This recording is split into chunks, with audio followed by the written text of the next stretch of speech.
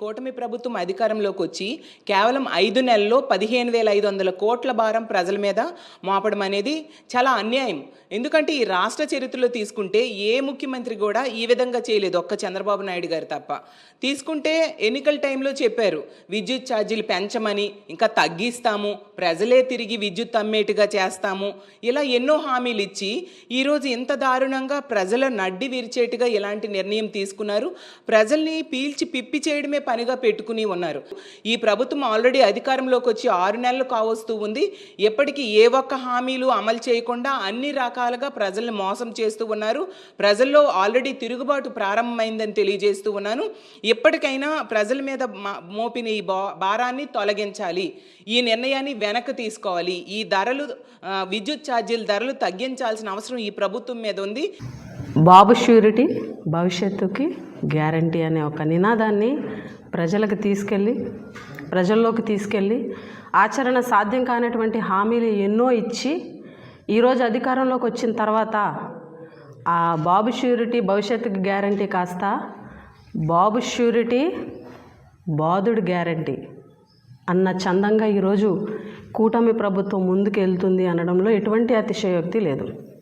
ఎందుకనంటే వాళ్ళ ప్రభుత్వం వచ్చిన ఈ 6 నెలల్లోనే మొన్న దీపావళికి సుమారుగా 6,072 కోట్ల భారం అయితే ప్రజలకి, ఇప్పుడు 9,000 కోట్ల రూపాయలు, 9,412 కోట్ల రూపాయలు భారం.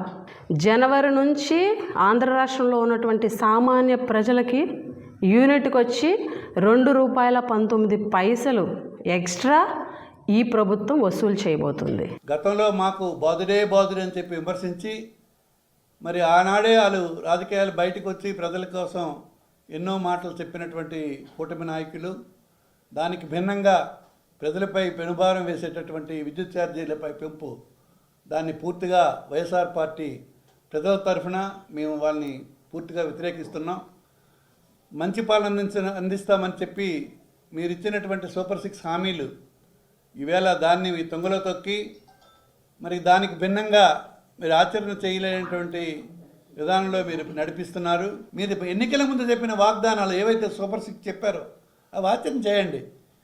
ప్రజలకు మభ్యపెట్టి అధికారంకి వచ్చిన తర్వాత, మరి అధికారం వచ్చిన తర్వాత మీరు మర్చిపోయి మీరు ఏదో కొన్ని పనులు చేస్తూ మిగతావన్నీ కక్షాదింపులతో భయభ్రాంతులు చేయాలన్నటువంటి లక్ష్యం అయితే చాలా తప్పు. చంద్రబాబు నాయుడు గారు అధికారంలోకి వచ్చి ఈ 5-6 నెలల కాలంలోనే 2 సార్లు ఈ యొక్క విద్యుత్ ఛార్జీలు పెంచడం జరుగుతూ ఉంది. ఈరోజు సామాన్యమైన ప్రజలు రేపమాపో ఆ యొక్క పెంచిన ఛార్జీలు కూడా మనకు బిల్లుల రూపంలో రావడం జరుగుతుంది. ఆ యొక్క బిల్లు చూస్తే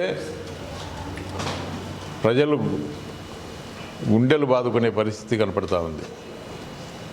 ఎవరు కూడా సామాన్యమైన ప్రజలు కానీ, మధ్యతరగతి ప్రజలు కానీ ఆ యొక్క పెంచిన కరెంటు ఛార్జీలు కట్టే పరిస్థితుల్లో ఎవరూ లేరు.